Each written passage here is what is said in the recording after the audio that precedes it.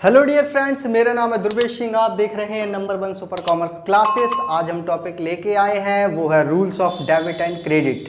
भाई वीडियो को स्किप मत करना, इसे ध्यान से देखना, 100% आपको समझ में आ जाएगा। बहुत सारी वीडियो देखने से अच्छा है एक वीडियो को ध्यान से देख लो। तो स्टार्ट करते हैं हम। Rules of debit and credit क्या होता है? डेबिट मीन्स होता है ऋणी और क्रेडिट मीन्स होता है धनी। जो पाने वाला व्यक्ति डेबिट है और देने वाला व्यक्ति क्रेडिट है। तो इसके लिए आगे चलते हैं हम टाइप्स ऑफ अकाउंट। देखो, जो डेबिट और क्रेडिट के रूल्स हैं, डेबिट और क्रेडिट के रूल्स हैं, वो अकाउंट के ऊपर डिपेंड करते हैं। हमारे 3 टाइप के अकाउंट हैं यहाँ पे, जिन्हें हमने 2 चीज़ों में रखा हुआ है। Types of account, number 1 personal account. Number 1 है आपका पर्सनल अकाउंट और नंबर 2 है आपका इम्पर्सनल अकाउंट। नंबर 1 पर्सनल मतलब व्यक्तिगत खाता और नंबर 2 है इम्पर्सनल अव्यक्तिगत खाता। क्या होता है व्यक्तिगत खाते में, इसे समझते हैं पहले। Natural, artificial, representative. पर्सनल का मतलब होता है किसी व्यक्ति मात्र का खाता, किसी इंसान का खाता। अब ये व्यक्ति मात्र का खाते से मतलब है इसमें नाउन का यूज होता है, इनके नाम से खाते खोले जाते हैं। जैसे इसमें 3 प्रकार के नाम हो सकते हैं। नेचुरल नाम, श्याम का खाता, राम का खाता, राम्स अकाउंट, श्याम्स अकाउंट। अब बात आती है आर्टिफिशियल नेम कौन कौन से होते हैं। आर्टिफिशियल वो नाम होते हैं जो इंसानों के द्वारा रखे जाते हैं, जैसे फर्म के या कंपनी के नाम जो रखे जाते हैं उन्हें हम आर्टिफिशियल नेम बोलते हैं। तो इसमें कंपनी या फर्म का नाम आता है। नंबर 3 आता है रिप्रेजेंटेटिव, प्रतिनिधि का अकाउंट। अब मान लो जैसे कैपिटल अकाउंट है तो किसी इंसान का ही होगा, किसी पार्टनर का होगा, तो कैपिटल अकाउंट है। ड्राइंग्स मतलब आहरण किया है तो किसी व्यक्ति ने किया होगा, ड्राइंग्स अकाउंट है। आउटस्टैंडिंग सैलरी अकाउंट है, अदत्य वेतन जो खाता होता है वो यही आता है आपका पर्सनल अकाउंट में। Prepaid interest account, accrued income.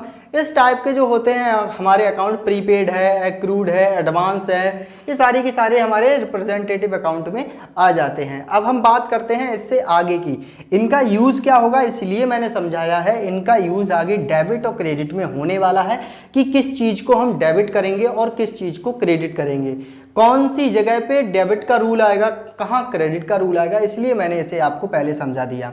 अब बात आती है इम्पर्सनल अकाउंट पे। इम्पर्सनल वही खाते होते हैं 2। इम्पर्सनल 2 भागों में बांट दिया जाता है। लोग बोलते हैं 3 टाइप के अकाउंट है, 3 टाइप के नहीं, इसे 2 भागों में बांट करके 3 टाइप में बांटा गया है। पहला आपका पर्सनल हो गया, सेकंड हो गया इम्पर्सनल। इम्पर्सनल को बांटा गया है 2 चीज़ों में। पहला आता है आपका रियल अकाउंट, जिसे हम वास्तविक खाता बोलते हैं। सेकंड आता है आपका नॉमिनल अकाउंट, जिसे हम नाम मात्र का खाता बोलते हैं। अब बात आ जाती है रियल अकाउंट की। वास्तविक खाता क्या होता है? वास्तविक खाते का मीन्स ये हो जाता है वो संपत्तियों का खाता, जितनी संपत्ति हैं आपके पास। संपत्ति फर्म में 2 टाइप की होती हैं। एक होती है आपकी टेंजेबल, वो संपत्ति जो दिखाई देती है, हम छू सकते हैं, महसूस कर सकते हैं, उसे हम टेंजेबल एसेट्स बोलते हैं, मूर्त संपत्ति जिसकी कोई मूर्ति होती है। मान लो बिल्डिंग है, मशीन है, लैंड है, फर्नीचर है, एक्स्ट्रा। इस प्रकार की जो संपत्तियां हमारी होती हैं वो होती हैं टेंजेबल एसेट्स। इंटेंजेबल एसेट्स क्या होती है? वो संपत्तियां जो दिखाई नहीं देती हैं। जैसे अब आप कहेंगे दिखाई नहीं देने वाली संपत्ति तो होती नहीं है, लेकिन होती है। देखो कौन सी? ख्याति। ख्याति का मतलब किसी इंसान की प्रसिद्धि दिखाई नहीं देती है बट उसकी वैल्यू होती है एक। और उसके बाद में आती है रॉयल्टी। रॉयल्टी का मीन्स आप जानते होंगे। रॉयल्टी का मीन्स होता है किसी भी व्यक्ति को जो किराए दिया जाता है, किराए की तरह ही एक रॉयल्टी प्राप्त होती है। मान लो आपके पास में एक खान है कोयले की, और वो कोयले की खान किसी तीसरे व्यक्ति को आपने किराए पर दे रखी है, उसका नाम मैंने किराया बोला है। तो इसका मीन्स ये है, ऐसा नहीं है कि उससे रेंट प्राप्त होगा।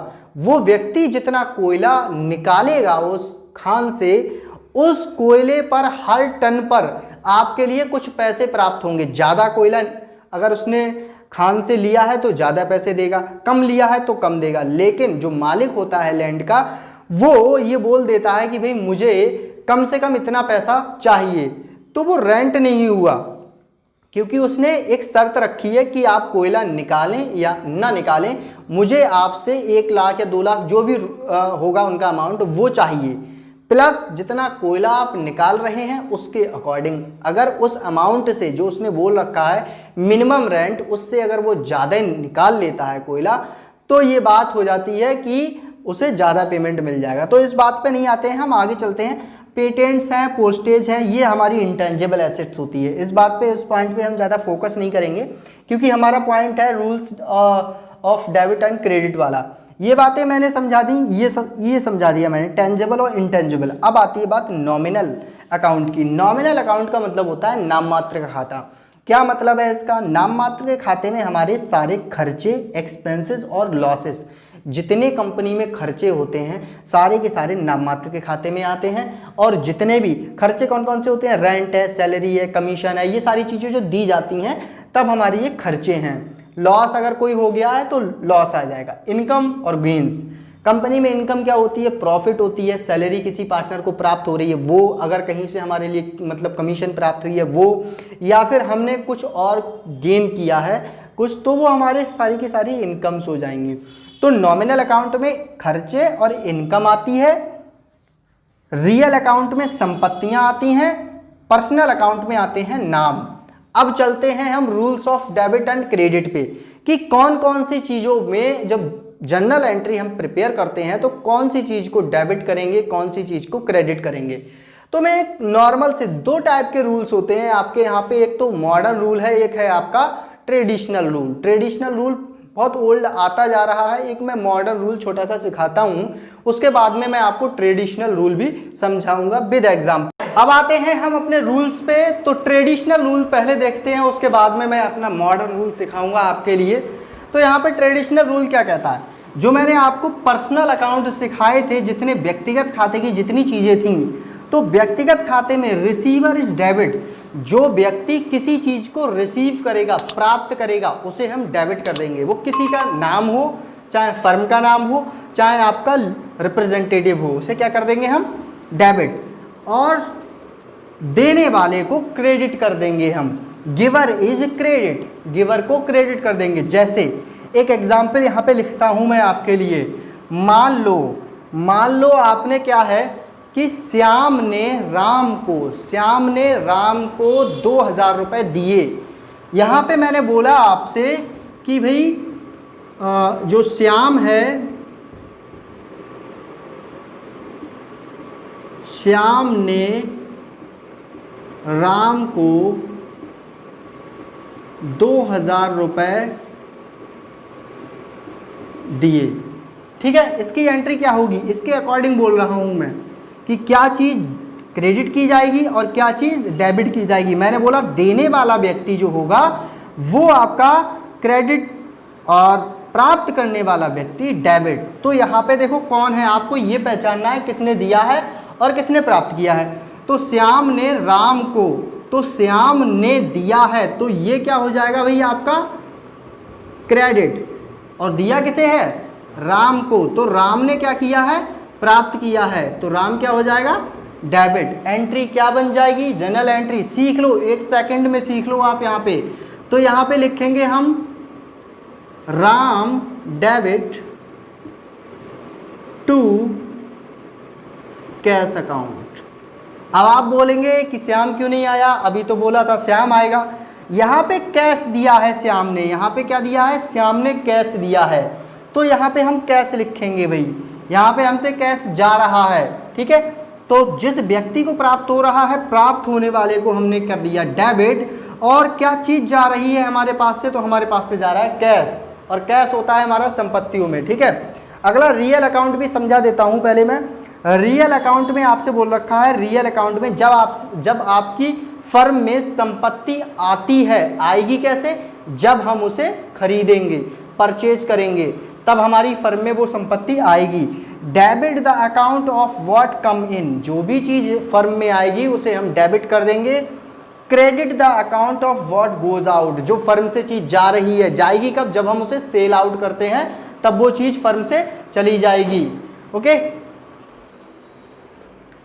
और अब तीसरी बात पे आते हैं हम, नॉमिनल अकाउंट पे। नॉमिनल अकाउंट पे आते हैं। नॉमिनल में क्या बोल रखा है कि जितने आपकी हानियां होंगी, जितने खर्चे होंगे, खर्चे और हानियां जो भी होंगे, जैसे सैलरी दी है और रेंट दिया है, इतनी सारी चीज़ें होंगी, वो देने वाली सारी चीज़ें हम डेबिट कर देंगे। और credit the account of income and gain, उस अकाउंट को क्रेडिट कर देंगे जब हमें कुछ प्राप्त होगा, चाहे सैलरी चाहे प्रॉफिट, कुछ भी हमें प्राप्त होगा नॉमिनल अकाउंट में तो हम उसे क्रेडिट कर देंगे। विद एग्जाम्पल के साथ में अब हम समझते हैं। देखो मैंने ये चीज़ जो बोली थी आपसे, नंबर 1, श्याम ने राम को 2000 रुपये दिए, तो आप सबसे पहले तो ये देखें कि किसको प्राप्त हुए हैं रुपए। रुपए प्राप्त हुए हैं भाई राम के लिए, दिए श्याम ने हैं, तो यहाँ पे receiver is debit, receiver is debit.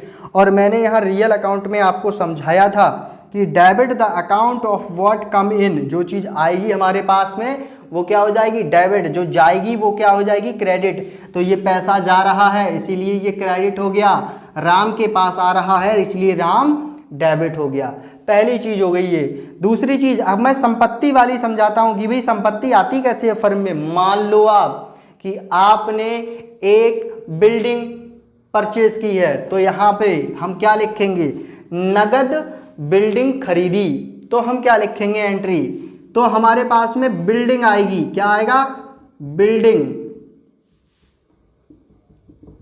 Building account debit. एक बात और ध्यान रखना, राम अकाउंट नहीं लिखेंगे क्योंकि राम एक व्यक्ति है, अकाउंट नहीं है। अगर हम इसका लेजर प्रिपेयर करते हैं तो राम्स अकाउंट लिख देंगे, अपोस्ट्रोफी रखने के बाद में एस रख देंगे, ठीक है। तो ये बात का ध्यान रखना आप। Building account debit to building जो हमने खरीदी है टू कैश अकाउंट। मैंने बोला था अभी नगद रुपए देकर हमने बिल्डिंग खरीदी। मैंने आपसे बोला कि रियल अकाउंट में डेबिट वो चीज़ होती है जो आती है, जब बिल्डिंग हमने खरीद ली तो बिल्डिंग हमारी हो गई, तो हमने उसे क्या कर दिया डेबिट कर दिया।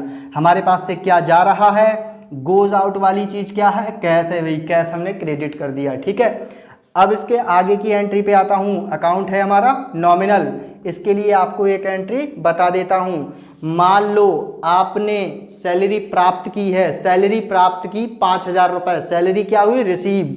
जब रिसीव हुई इसका मतलब क्या हो जाएगा क्रेडिट, क्योंकि हमें प्राप्त हो रही है सैलरी, ठीक है। डेबिट क्या होगा, जो आने वाली चीज़ है, जो आने वाली चीज़ होती है, व्हाट्स अकाउंट व्हाट कम, उसे हम डेबिट मतलब करते हैं, तो सैलरी के रूप में हमें कैश प्राप्त होगा।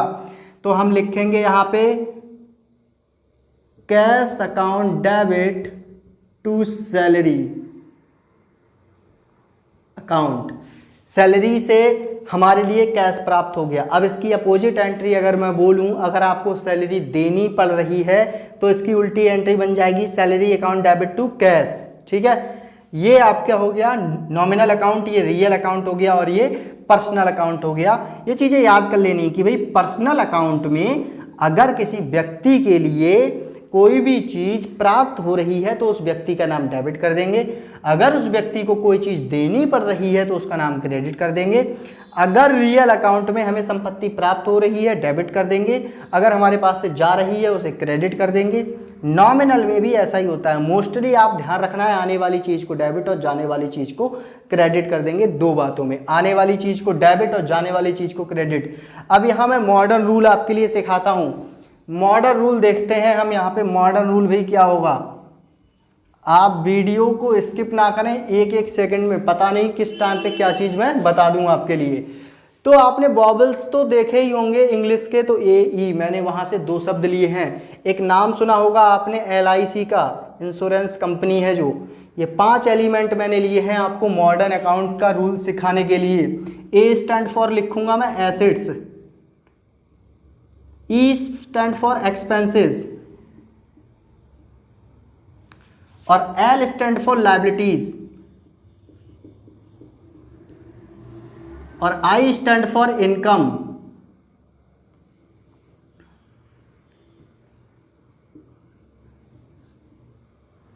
और सी स्टैंड फॉर कैपिटल।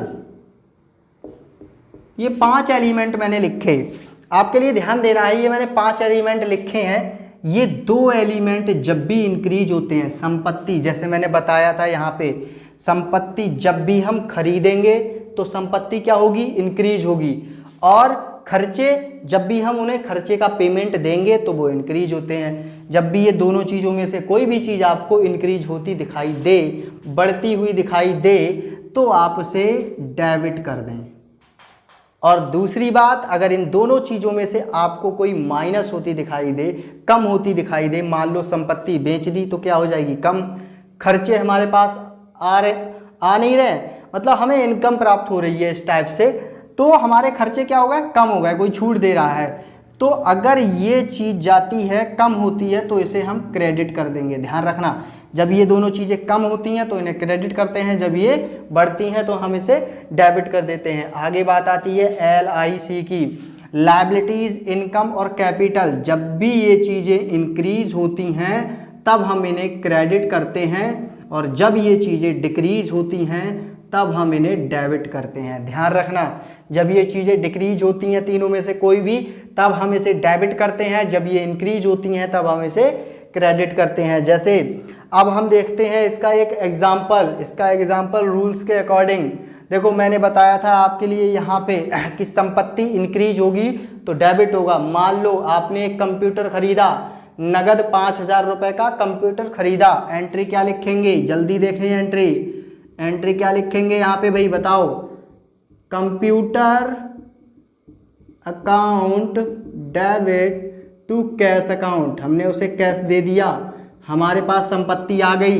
ये संपत्ति के रूप में जब जा रहा है, जो संपत्ति जाती है उसे क्रेडिट करते हैं, जो संपत्ति आती है उसे डेबिट करते हैं। तो हमारी कंपनी में संपत्ति इंक्रीज हो गई यहाँ पे, तो मैंने क्या लिख दिया, कंप्यूटर को डेबिट। और हमारे यहाँ पे जो मतलब पैसा जा रहा है संपत्ति के रूप से, तो मैंने इसे क्या कर दिया, क्रेडिट। देख लो भाई रूल, डेबिट, जब आई चीज़, आने वाली चीज़ मैंने कर दी डेबिट, जाने वाली चीज़ क्या है, पैसा, क्रेडिट कर दिया मैंने। ठीक है, दूसरा एग्जाम्पल देखते हैं इसका। वीडियो के लास्ट में मैंने एक एग्जाम्पल दे दिया है, थैंक यू। कैपिटल, ये भी बिल्कुल सेम रहती हैं। जो चीज़ें हमें देनी पड़ती हैं वो सारी की सारी लायबिलिटीज़ में आ जाती हैं। इनकम का मतलब वही है कि हमारे पास कोई पैसा आ रहा है, वो हमारी क्या हो जाएगी, इनकम हो जाएगी, और ऐसे ही कैपिटल हो जाएगी। ठीक है, इसका आपके लिए अगर एक एग्जाम्पल चाहिए तो मुझे कमेंट बॉक्स में आप कमेंट कर दें। अगर रूल्स नहीं आया हो समझ में तो आप कमेंट करके मुझे बता दें। Thank you for watching this video, और हमारे चैनल के लिए सब्सक्राइब कर दें। ऐसी ही हमारी एजुकेशनल वीडियो देखने के लिए धन्यवाद।